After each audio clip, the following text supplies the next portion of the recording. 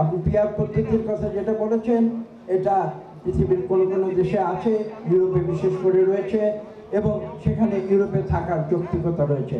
বাংলাদেশের মানুষ কাকে ভোট দিচ্ছে সেটা জানতে চায়। পিয়ার পদ্ধতিতে ভোটাররা জানবে না কাকে ভোট দিচ্ছে, তারা জানবে শুধু কোন দলকে ভোট দিচ্ছে সেটা জানবে। কাজে দলকে ভোট দিয়ে তো শুধু মানুষ সন্তুষ্ট হতে পারে না। বাংলাদেশের মানুষ নির্দিষ্টভাবে তারা নির্দিষ্ট করে বলতে চায় যে এই লোক আমার এমপি, আমি তাকে ভোট দিয়েছি, সে সৎ মানুষ, সঠিক মানুষ এবং সে ন্যায়সঙ্গত মানুষ। এই অসৎ মানুষকে আমি ভোট দিতে চাই না। এই পুজোর শিক্ষার দিকে আপনারা তাকান, তাহলে দেখবেন যে সেখানে যে ওয়ান ম্যান ওয়ান ভোট তাকে বলা হয়, ফার্স্ট পাস্ট দ্য পোস্ট, সেই পদ্ধতিতে বাংলাদেশের মানুষ বিগত 100 বছর ধরে প্রায় ভোট দিয়ে আসছে। কাজে আজকে রাতারাতি এই ধরনের কোনো পরিবর্তন জনগণের কাছে, এই প্রক্রিয়ার কোনো পরিবর্তন জনগণের কাছে গ্রহণযোগ্য হতে পারে না, এবং তারা পিয়ার পদ্ধতি যে কি বলতে চায় সেটাই কিন্তু বাংলাদেশের অধিকাংশ মানুষ তারা জানে না। কাজে সেই পদ্ধতিতে তারা কিভাবে ভোট দেবে? সকলের মুখে আমরা নিশ্চিত শুনেছি যে আগামী ফেব্রুয়ারির প্রথম ভাগে বাংলাদেশে একটি সুষ্ঠু নিরপেক্ষ নির্বাচন অনুষ্ঠিত হবে।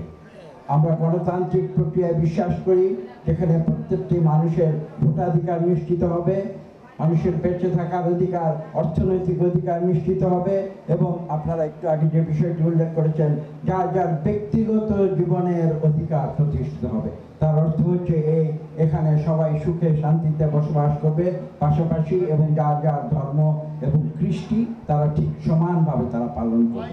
আমি বিশ্বাস করি আগামী যে নির্বাচন নিয়ে আপনি যে প্রশ্নটি করেছেন, এখানে কোনো আশঙ্কার কোনো কারণ থাকতে পারে না। আমরা বাংলাদেশ সৃষ্টি হয়েছিল গণতন্ত্রের জন্য, গণতন্ত্রকামী মানুষ, এবং আমরা মানুষের সমান অধিকার, মৌলিক অধিকারে বিশ্বাস করি। সেই বিশ্বাসে আমরা যতক্ষণ অটুট থাকবো তখন বাংলাদেশের ঐক্য কেউ রোধ করতে পারবে। আপনারা আজকের এই পুজো, ষষ্ঠী পুজো, যে পুজোর যে আমরা আমাদের বাঁ দিকে তাকান, সেখানে যেটা দেখতে পাচ্ছি, আপনারা দেখুন, উপরে তাকিয়ে দেখুন, অসুরকে বধ করা হয়েছে।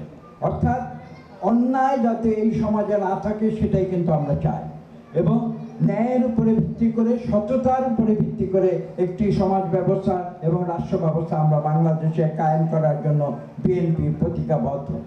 এবং সেই বিশ্বাস যদি এখানে বাংলাদেশের প্রতিটি নাগরিক তাদের অন্তরে ধারণ করে, তাহলে আপনি যে প্রশ্ন করেছেন যে এই পাহাড়ি এলাকা, সমতল এলাকা, সমুদ্র তীর এলাকা, আমি বিশ্বাস করি এখানে কোনো মানুষে মানুষে এই দেশে প্রভেদ থাকতে পারে না।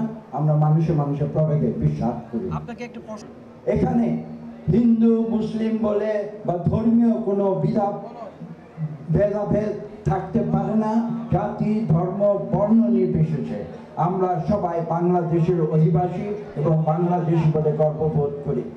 আমি বিশ্বাস করি এ ধরনের উদার একটি রাষ্ট্র ব্যবস্থা আমরা ভবিষ্যতে এদেশে পুনরায় নতুন করে শক্তিশালীভাবে কায়েম করব, যেখানে সকল ধর্মের মানুষ বসবাস করবে।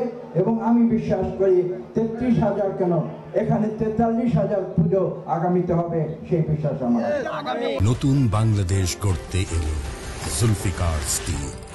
জুলফিকার স্টিল, ইস্পাত দৃঢ় অঙ্গীকার।